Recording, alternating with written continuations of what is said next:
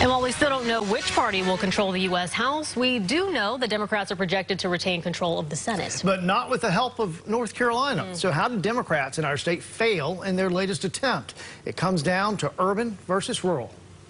While Democrat Sherry Beasley far outraised her rival, Ted Budd, outside spending came to the rescue, and then some for the Republican senatorial candidate. Budd won, which allowed both North Carolina U.S. Senate seats to remain red. It was the rural part of the state that made it happen. Democrats may want to rework their non-urban campaign strategy. They're not going to win those counties anytime in the near future, but the difference between losing by 15 points and losing by 40 points can make a whole lot of difference for our statewide elections. That's what Pennsylvania Democrat and now Senator-elect John Fetterman managed to do. Cut the margin of loss in counties that Republicans still won. That way there's less ground to make up. While rapid urban growth is good news for Democrats in North Carolina, it's not yet enough to make up the difference.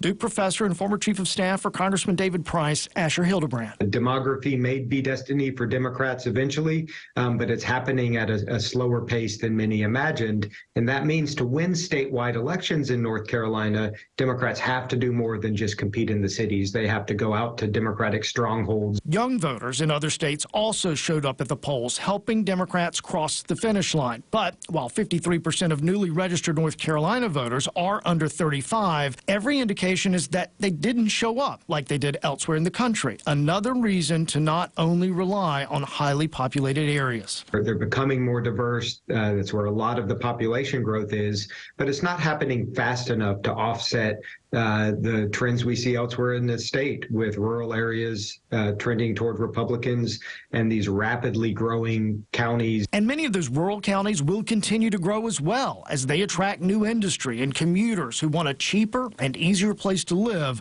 than where they work.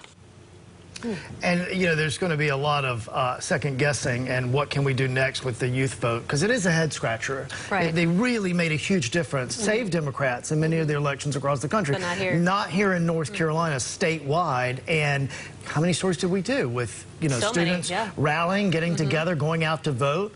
But it wasn't enough.